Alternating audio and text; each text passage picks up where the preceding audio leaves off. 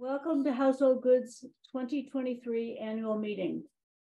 I am Barbara Howland, the board president, and have been an active volunteer at Household Goods for 6 years. Working with clients impacts me every week. And tonight we hope that we will be sharing some of the feelings with you through the panel discussions and how our clients and our agencies benefit from Household Goods. I often start a board meeting with a quotation or a comment from one of our clients just to reframe why we are together. I would like to read a quotation this evening to give us more voice, and we will hear more voices from our clients and agencies later. I came here today filled with anxiety because I've been through so much and just don't know how, said Anne through tears. What I found here answered my every wish and my prayer, and I'm really just overwhelmed with gratitude.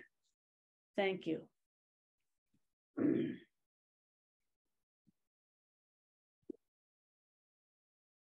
I would like to acknowledge and honor Barb and Ira Smith, who 33 years ago planted a seed.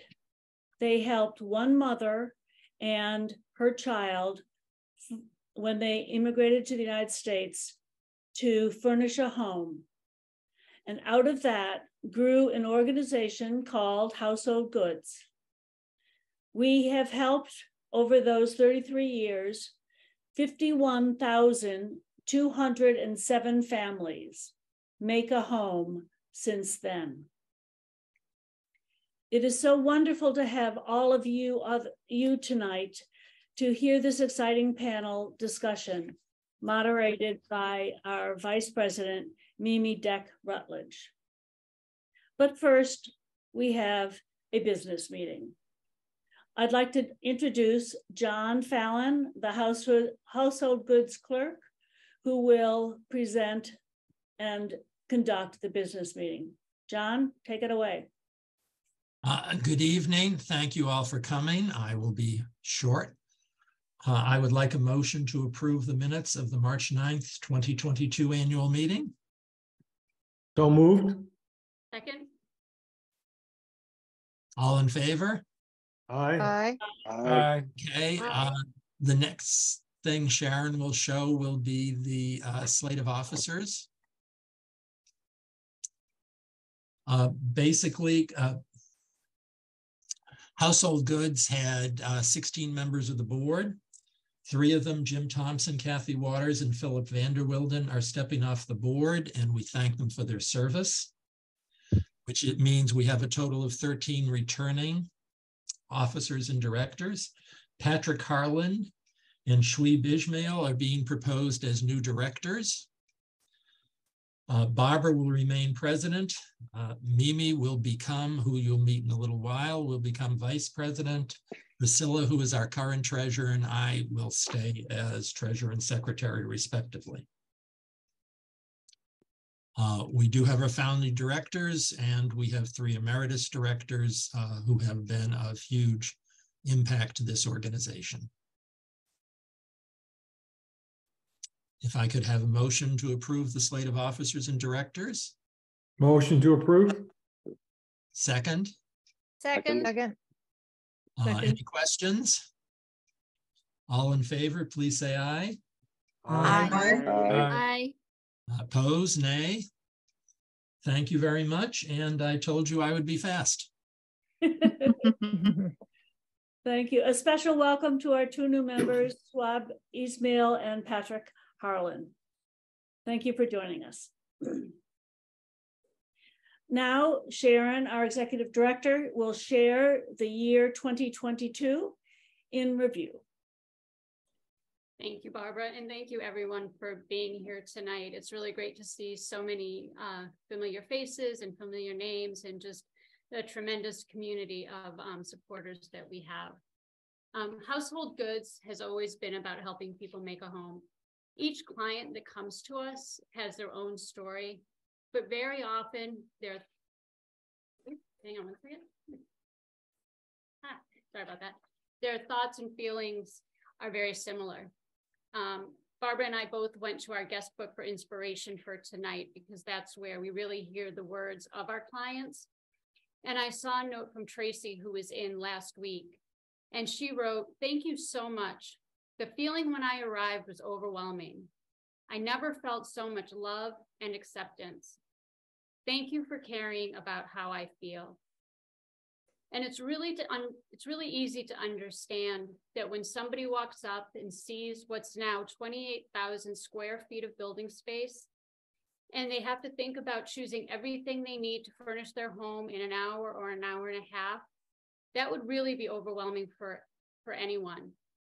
But our volunteers, they recognize this, and they patiently guide the clients to the showroom and help them find everything that they need to set up their home. You can see the relief wash over them and the stress that they came in with melt away. Ira and Barbara used to always say that when people walked in, they might have had their heads held down a little bit, and when they left, they would just be walking a little bit lighter, a little bit straighter. And we see that too every day. Last year in 2022, we furnished homes for 6,800 people like Tracy, who are living in 2,400 homes. And in 2022, we really looked to the post-pandemic future, and we at Household Goods made a commitment to stabilize, strengthen, and grow. We stabilized not only coming out of the pandemic, but also after completing our capital expansion. Our volunteers and staff settled into the new space. We embraced new procedures, new flows, new routines, new volunteers, and many faces that we haven't seen since 2020 joined our steadfast crew of volunteers. We also saw the return of school, community, and corporate groups who helped do so much to help our clients. To strengthen, we held our belated 30th anniversary gala, and that raised funds to strengthen our financial health and to fund our new initiatives. It was a great event in a tent, outside. It was nice to have it at Household Goods. 25% of the 3,000 beds we provided in 2022 were made possible because of generous support of the Fund a Bed program. And since its inception, we furnished 182 homes through our transportation assistance program, 182 families and individuals who wouldn't have been able to come to Household Goods without that transportation assistance. And because of the success of both of those pilots, both the transportation program and the Fund a Bed and More program will remain at Household Goods as long as funding allows. And to grow, many of the challenges that we've faced over the past 33 years, we still have, and our values remain as strong as they were when Barb and Ira developed them. The need is persistent. People are still living in empty apartments and don't have the resources to furnish them. Our ability to help them is subject to the cyclical nature of donations coming in and the willingness and generosity of our volunteers who give their time and share their talents. We are now positioned to address some of these challenges in realistic and achievable ways. Through our capital expansion project, we improved our building infrastructure, and we're now investing in replacing outdated technology and focusing on providing the best service we can to our clients. We are positioned to expand our initiatives, pursue new partnerships, and work to help people with the greatest needs and fewest resources make a home. Just as our client Tracy felt overwhelmed when she first came to Household Goods, the task of providing 60,000 items to 2,500 families every year can also be overwhelming. But our confidence to rise to the challenge comes from the incredible support of our community of volunteers, people who donate their good quality furniture and household items, individual and foundation financial support, our referring agencies, our staff, and many others. And together we will continue helping people make a home. So thank you for being here tonight. I'm going to turn it over to Mimi and our 3 referring agencies who so graciously were willing to join us tonight on their time.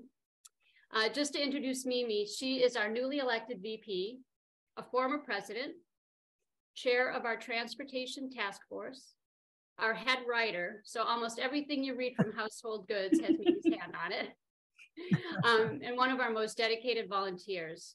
So she'll be moderating the panel discussion tonight, and I will turn it over to her. Thank you, everybody. Thank you. Thank you, Sharon.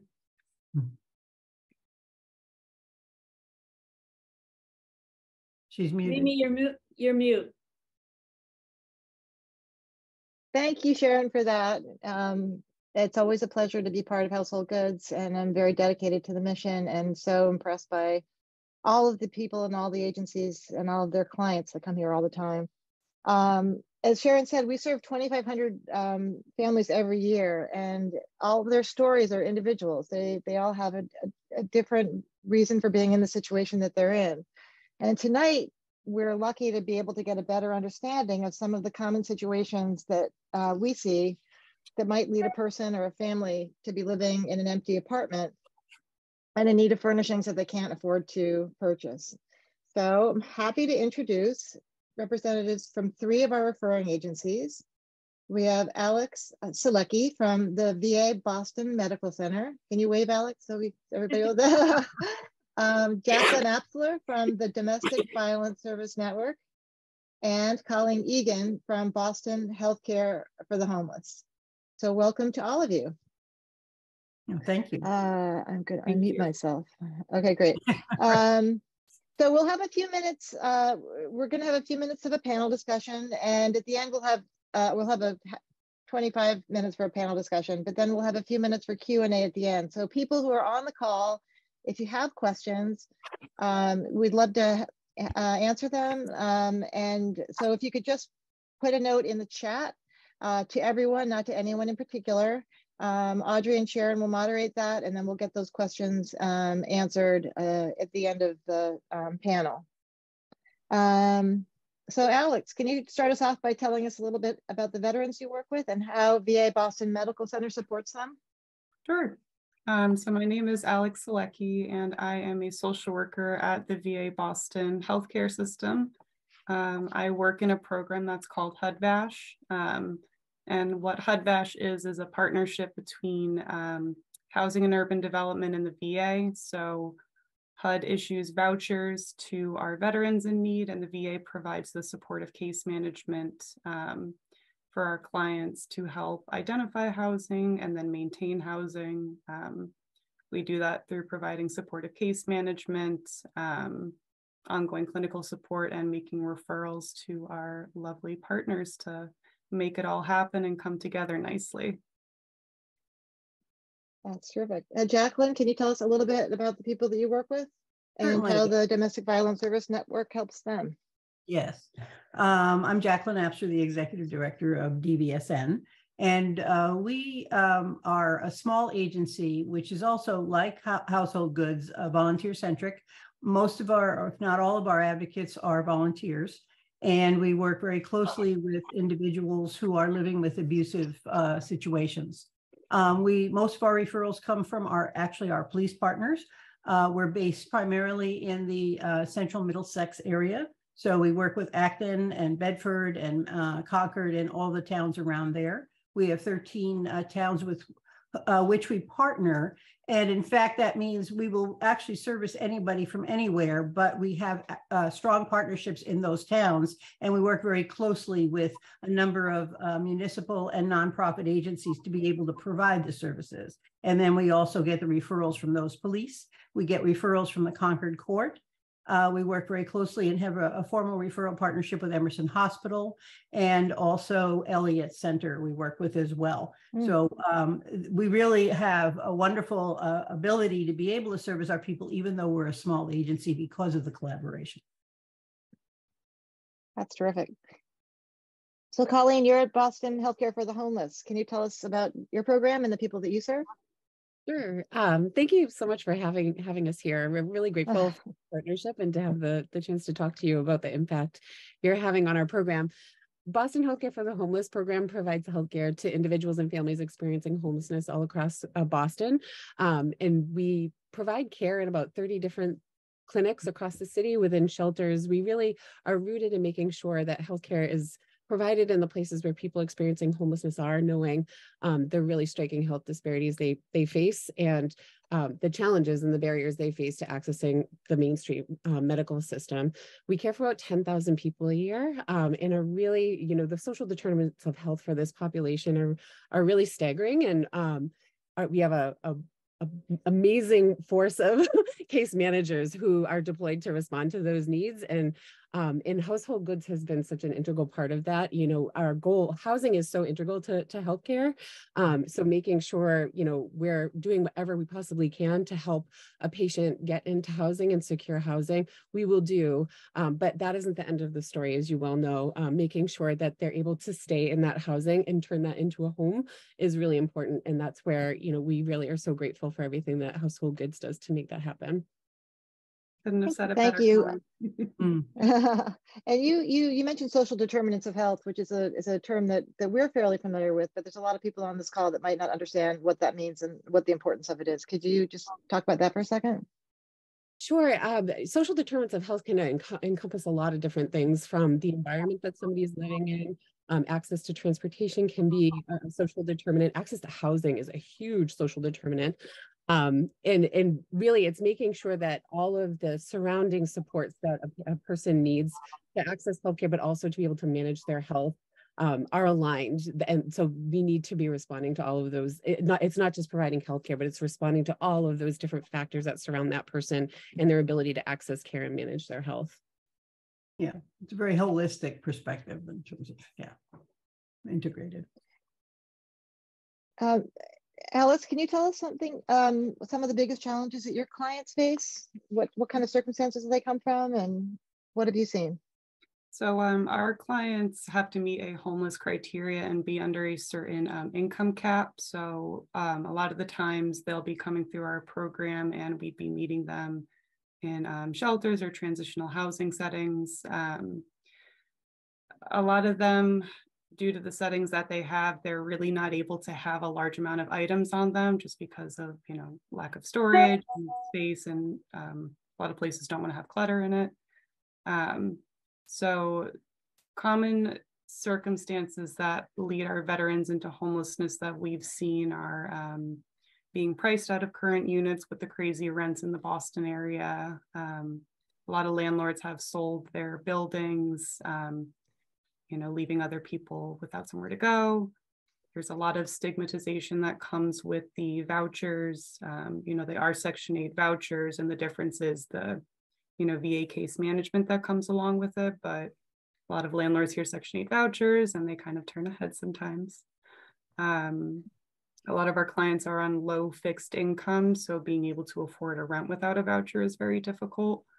Some of our clients are struggling with substance use, mental health. We have a lot of young veterans coming back as well, with just not many family supports when they're coming out of active duty. So, and then others are, with COVID, the job market, all of us are kind of a paycheck or two away from homelessness, honestly. So some people can just find themselves in a difficult financial situation where it might be the only option for them temporarily.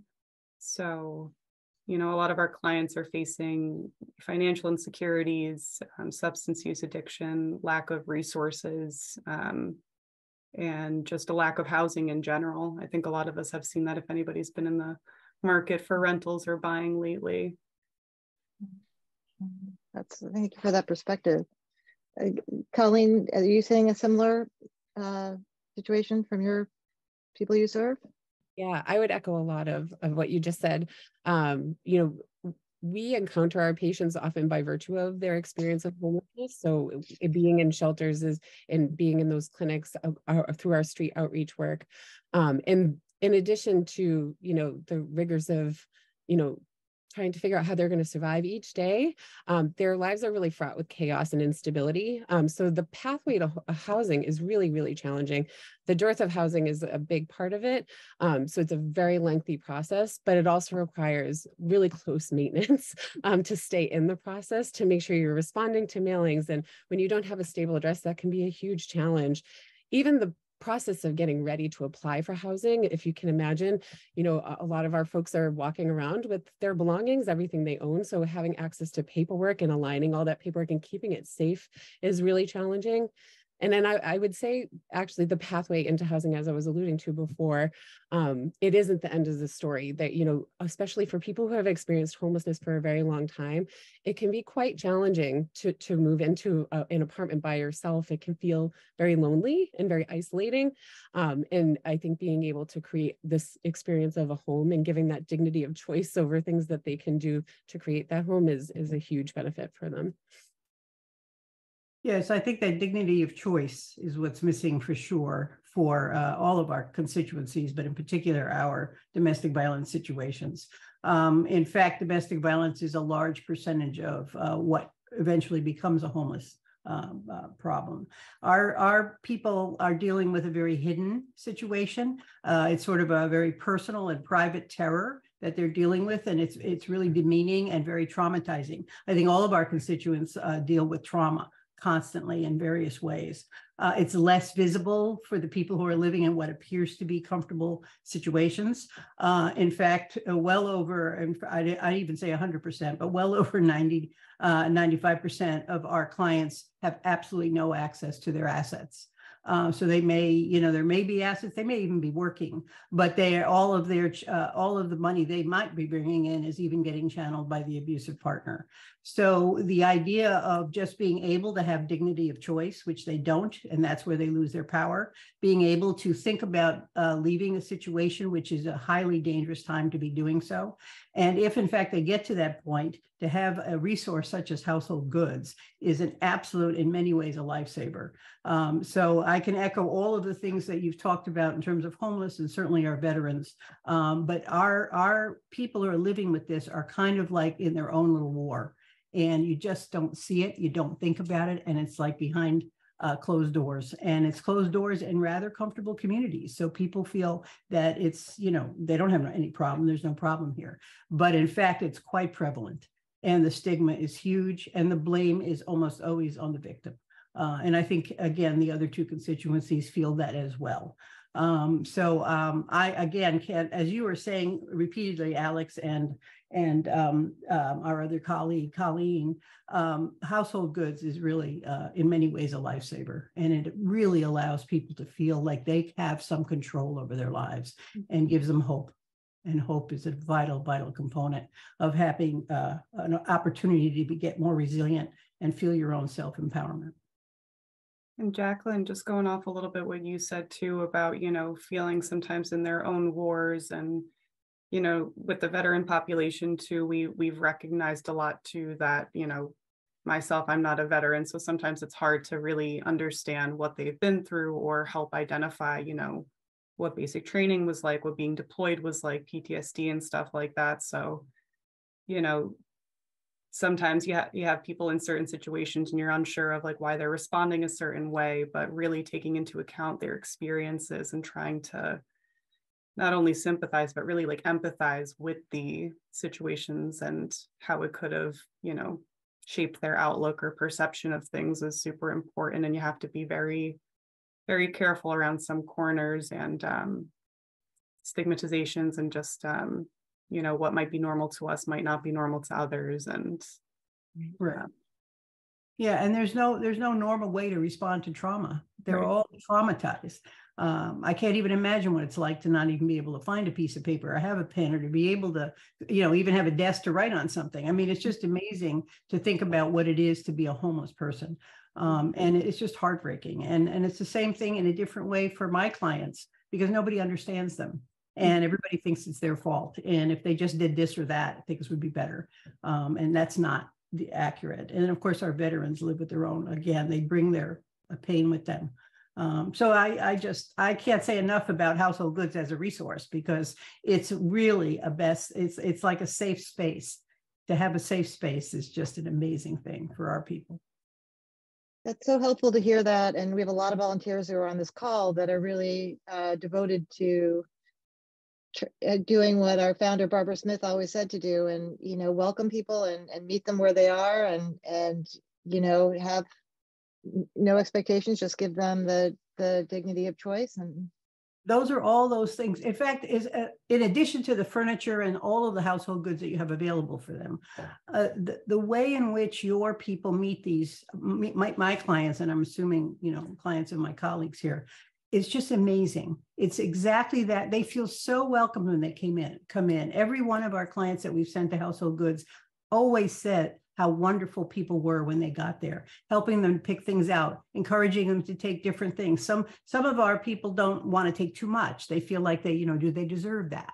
But your people are always so helpful in giving them that sense that you do deserve this and you can have that. And have you thought about this? And the kindness is just an amazing, amazing gift. So I thank you for that, as well as all the goods that you have. Absolutely. I just want to echo the kindness piece. Yep. It's like kindness in action. Mhm. If you put it, you know, I was thinking about a story related to this work, and exactly what you were just saying is what happened. This person who had experienced homelessness for so long, you know, they finally got this opportunity to get into housing, but it was such an overwhelming idea that even when the case manager from our program connected with household goods, you know, the patient just was frozen, like said, you didn't need anything, you'd be fine. Well, obviously he needed stuff. He needed a bed, you know, and he needed to create a home. And the kindness of the people at Household Goods was such a game changer for that person that by the end of the conversation, the patient was so excited and so happy. And it was like, it's not just about the tangible piece. It's about really, the hope part is huge, but the kindness of it, it just moves mountains for people. It really does move mountains. And the lack of judgment, and the lack of stigma, and the lack of blame, because all of our people are being blamed and they're being stigmatized and they're being judged. There's something wrong with them that they're in that situation, which is not the case. And when they come to Household Goods, it's just wonderful. People just embrace them and are there to help them and be an advocate almost for finding the things that they need. It's really wonderful. And of course, the Household Good people know what they might need. Our people don't necessarily know what they're going to necessarily need, especially people who are homeless. And I'm sure I know my people don't often feel they deserve to get these things. So I echo all of what we're saying. Your staff are terrific. Your volunteers are amazing. So thank you. Well, we really appreciate that. And a lot of them are hearing it tonight, and we'll hear it when they hear this later. So thank you for all those kind words.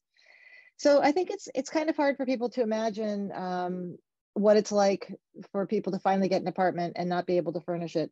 Can you guys describe a little bit about what it's like what a typical apartment might look like when somebody gets the keys and first walks in, and for your clients? Anyone can jump in. Well, yeah, go ahead. You go ahead. Yeah, sorry. Well, Your people are, yeah. I mean, you walk into an empty room, basically, and sometimes it's fairly small, but it can feel really lonely, I think, is the biggest thing that you hear. Again, especially for people who, if they've been experiencing homelessness for a long time, or if they're coming from a setting that's not in their typical community, you know, embraced by the people that they know, it can be really scary and very isolating. And it's really, you know, having that guidance with our case managers combined with supports by Household Goods, it gives the patients the autonomy to create a home and to create the comforts that are going to make them feel at home. But because otherwise it's very daunting. It can be a huge shift, and it can feel like a lot of pressure too. You know, Well, knowing, it's kind of bittersweet. exactly. You know, you have your space and it's yours now, and it's, oh wow, this is great, but it is empty. And it's just, it's like, in some ways awful. I mean, it's like, you know, what do I do with this space now? And I'm scared. It's scary. And it's a different kind of trauma for them. But again, having Household Goods and the help that they have from the various staffs, from our variety or our volunteers from our agencies, really helps them to settle in and to really build that home. And that's great. Colleen, I think you really said that well. in terms of the furniture, the goods, whatever it is, it just creates an environment that's embracing and welcoming and theirs and safe.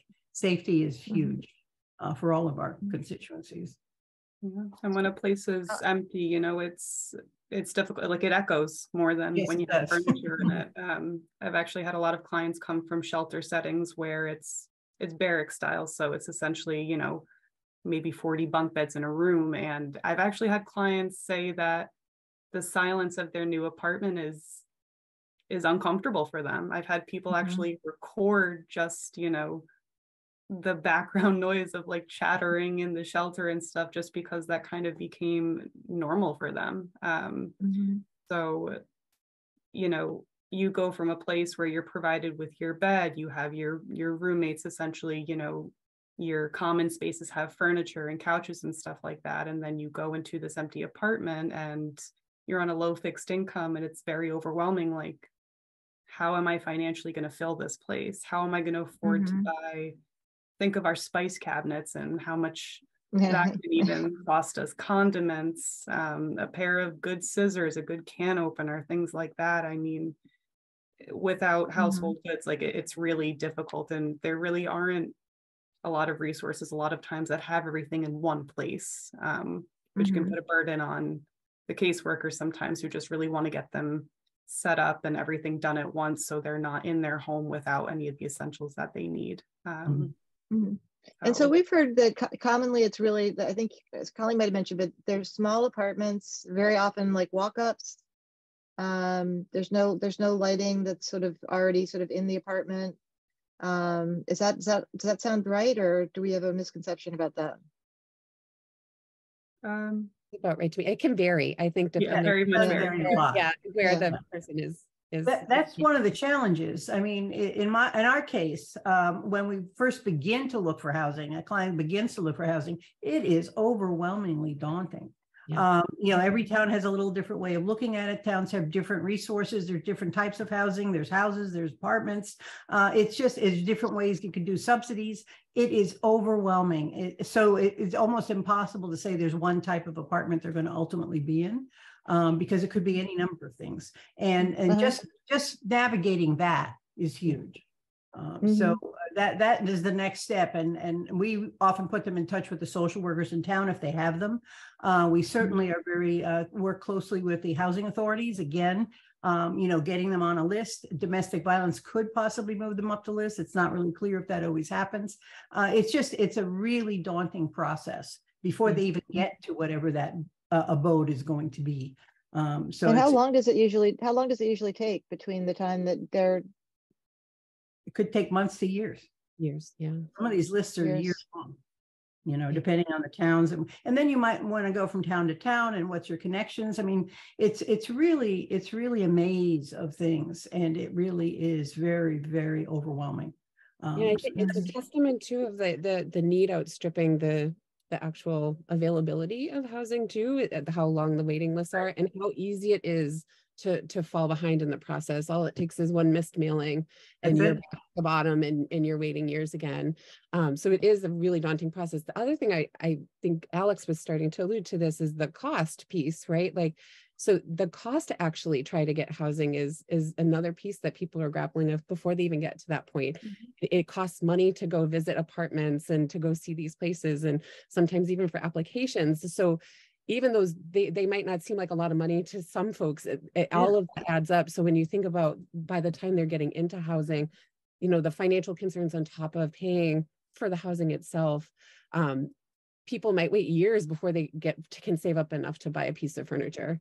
I've also found too, it's not technically discriminatory, but in my mind it is, where a lot of places are asking for what they call holding deposits, where they'll maybe ask for $500 up front to hold the apartment while they're running their applications. And the discriminatory piece is that this person may be otherwise qualified for this apartment, but just because they don't have a lump sum of savings to put down, you know, they don't even get the option of looking at it. They're not likely to have a lump sum of anything. So right, right. Especially coming from certain situations in low fixed income.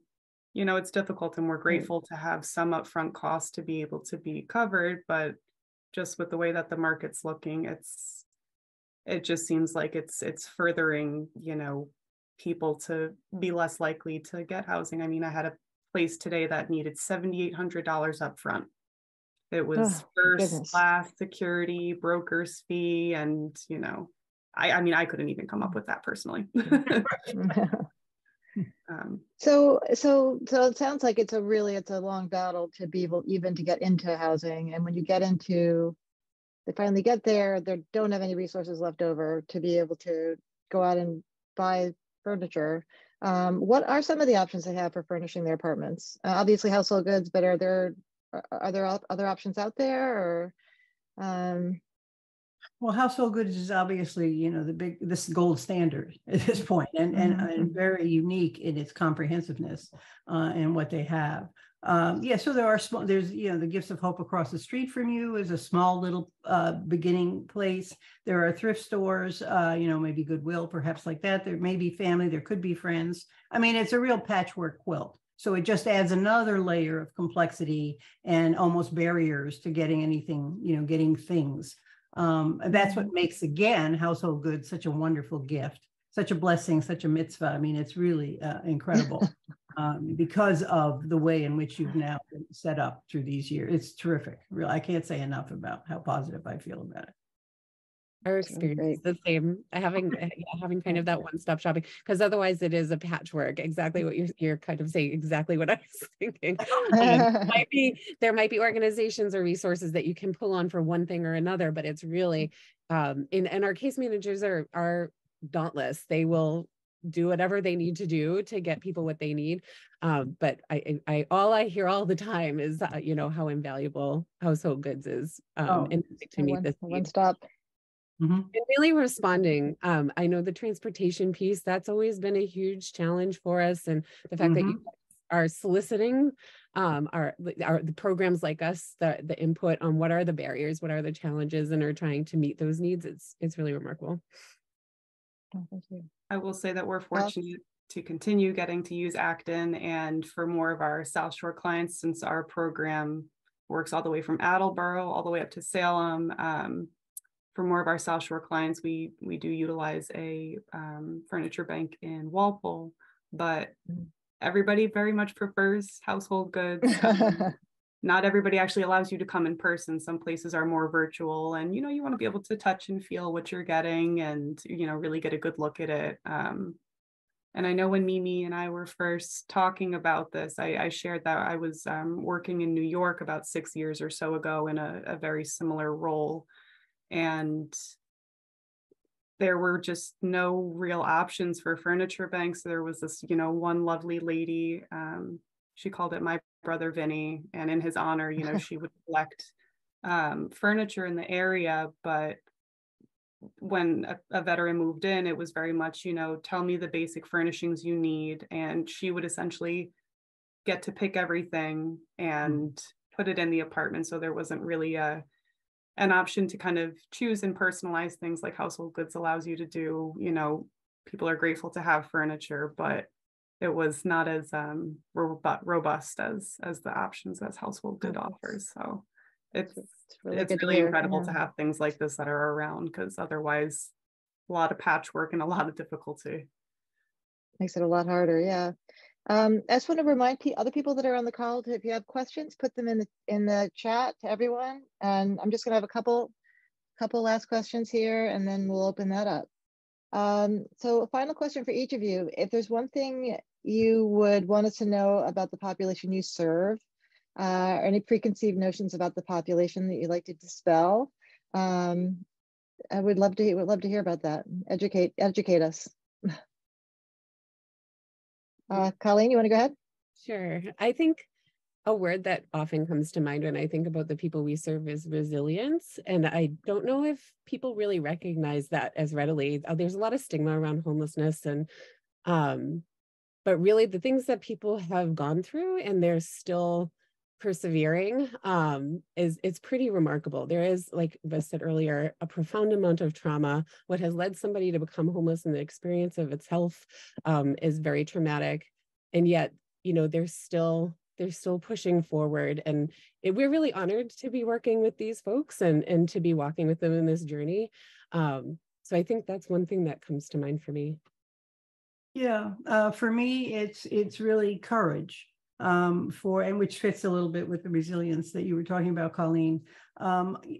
People in this particular situation of domestic violence looks like anybody else. It could just be anybody, and I think that's what people don't understand, because they seem to think it's the victim's fault. They're weak.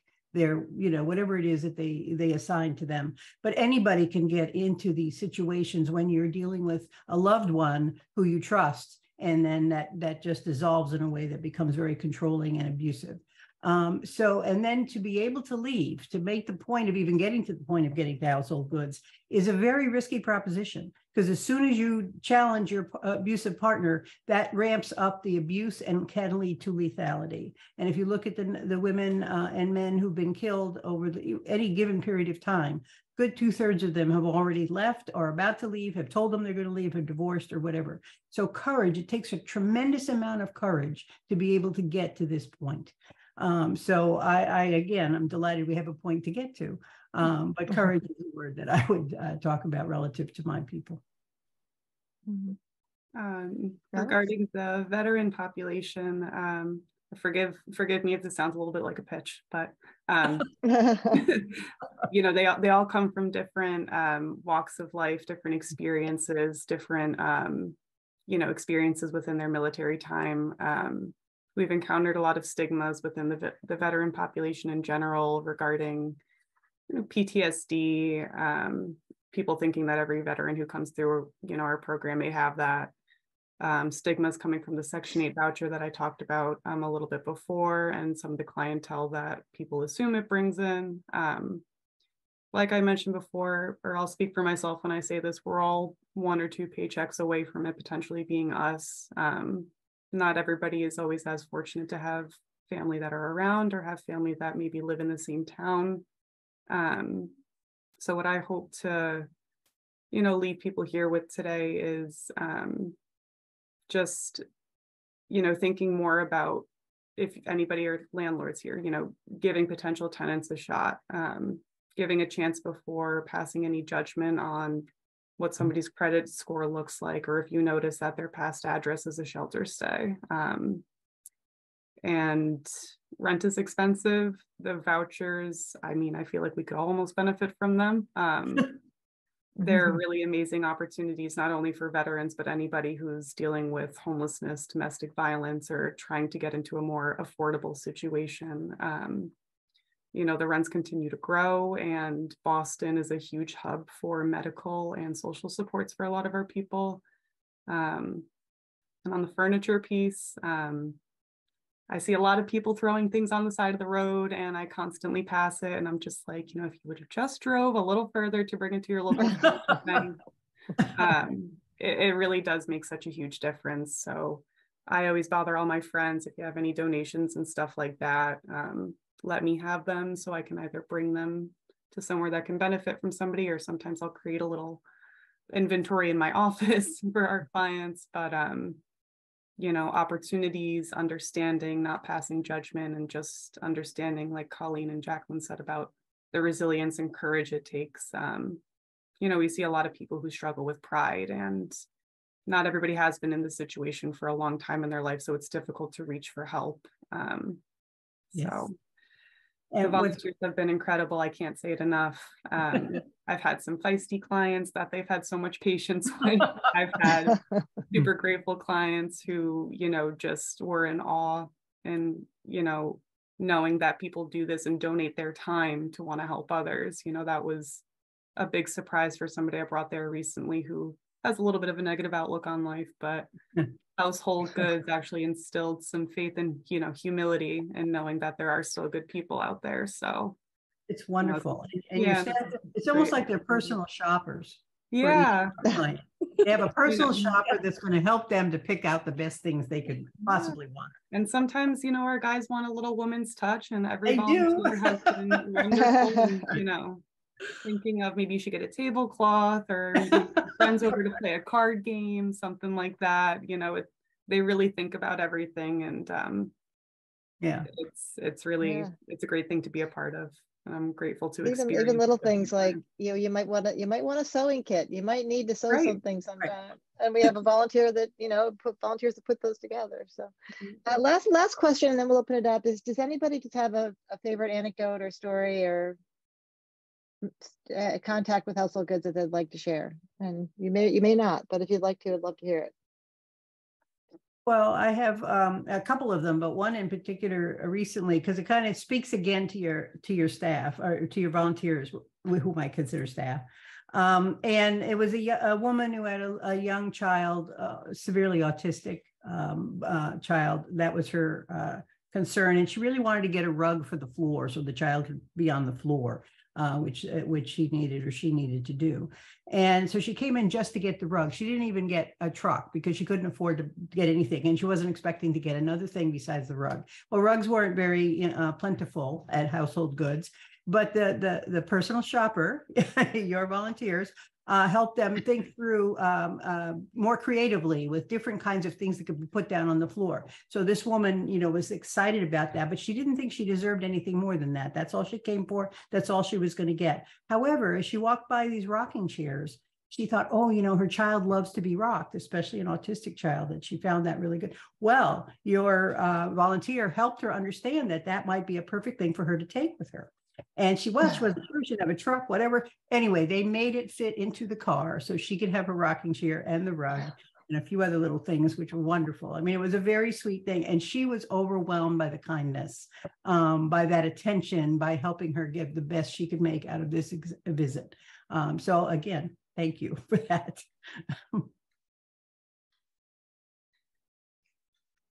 Colleen or Alex, do you guys have anything you'd like to share? I don't have a specific example, but just over the years, I've, when I think of like the visual of the warehouse and like each different section, I've remembered clients saying, now I have a dining room table to share a meal with my family. They don't have a kitchen in shelters, and some of them love cooking, and they're able to, finally make a homemade meal and, be surrounded by family and friends that they might not have had the ability to do prior.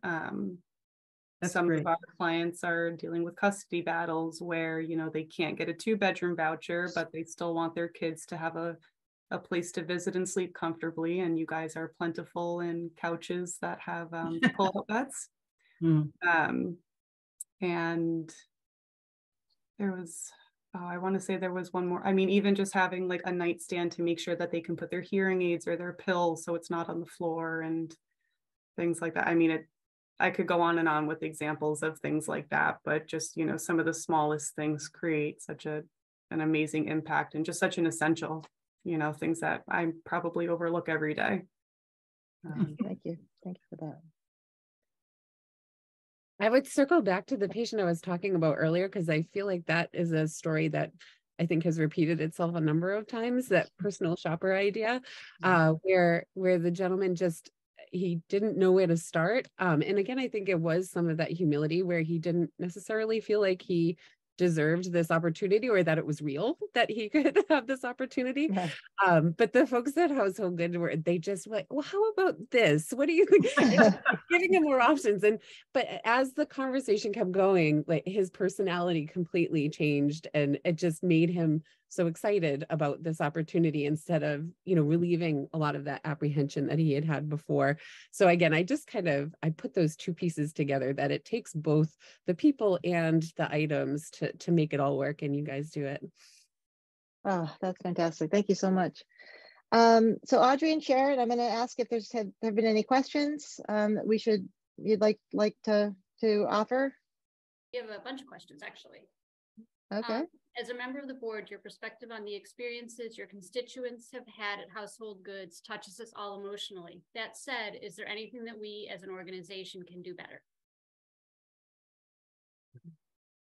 I mean, honestly, no, our movers are usually like, can we get out of the door because you guys are so amazing and patient during the time that they need to pick our stuff. I mean, you've thought of it all from an individualized experience to offering virtual for some people who it's not able to happen for in person. You have volunteers helping paid movers load the trucks. I mean, Yeah, I think the fact that you're trying to help with transportation or trucks and, having opportunities for people who can't afford even the moving truck, or the fund a bed. I think what you're doing is seeing where the need is and you're trying to, create programs that meet those needs. So we only encourage that because it's been so successful and you've been very thoughtful about that. So. Yeah, I would echo that too. I feel like all of these circumstances and influencers for the folks we're serving in their lives they're so fluid. Things are constantly changing and there's new challenges it just feels like you guys are listening. And I think keeping those open lanes of dialogue and keeping your ear to the ground is the best way to serve patients. But right now, I agree. I think everything's amazing.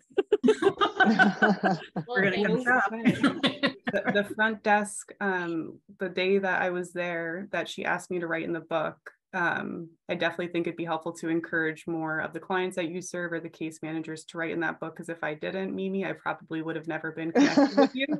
And I'm sure that, hearing that feedback and the thanks is not only helpful for the volunteers to hear, but, just to kind of help grow the awareness of what your organization does and hopefully have more donors contribute to, the furniture and the mission. Also brings light to the complexity and the comprehensiveness of this problem. It's very multi-layered and everybody has a similar story, but very different stories. So I think that's important too to understand. Absolutely. What impact has the immigration crisis had on your organizations and its mission? I guess that could be to anybody who'd like to answer that. I personally haven't had much experience with that. There was only 2 cases in my career so far where we actually assisted a client in getting their citizenship so they could access the federal voucher, and then another case where we were assisting with citizenship as well, so they could be a legal resident on a lease and access those services. But as far as in the recent years, I personally haven't had much experience with that. It looks like we might have someone on the call from the Refugee and Immigrant Center in Boston and Worcester offices. I don't know if they can be unmuted and maybe answer that question. Ahmed? Yeah, thank you so much. My name is Ahmed Arubai. I work with the Refugee and Immigrant Assistance Center in Worcester. We have 2 offices, one in Boston, it's the main office, and one in Worcester. Last year, we had a very huge numbers of Afghani clients who were brought to all states in the United States. We got nearly 300 families, and they, as you know, refugees comes with nothing. They start their lives from scratch, and not only that, most of the refugees have the lack of the English language, so it's make them depressed that they can't start working as soon as possible, and coming to a new place, to a new culture, to a new environment. All those things. And after that, we also began to receive Ukrainians and started to help them.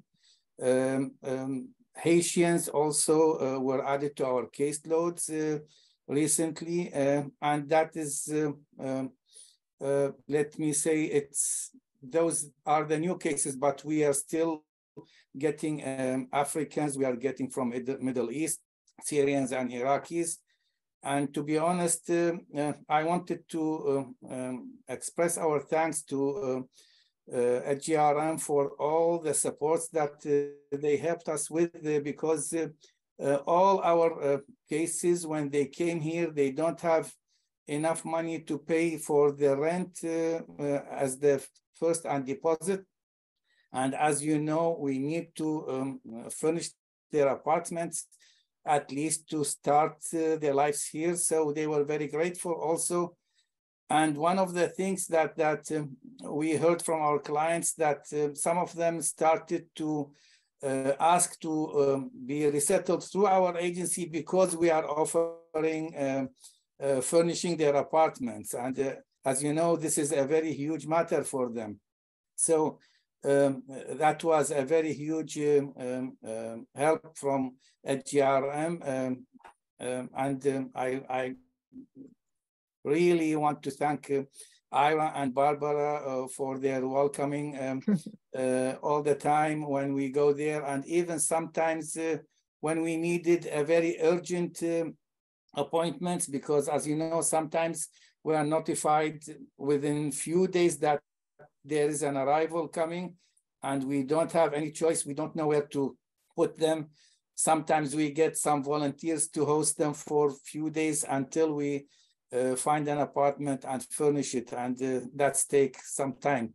So thank you so much for everything. Thank you so much, Ahmed, for offering that insight and that addition to our client base. Thank you. Sharon, is there any maybe like one more question? We have a couple more. So this one is for Colleen from Karen. Do you work with St. Francis House, Rosie's Place, and the Pine Street Inn? Oh, yes. We work with virtually every shelter and service program in Boston that you can think of. Those are some of our biggest partners. New England Center and Home for Veterans we talked about earlier as well. I could go on and on. Women's Lunch Place.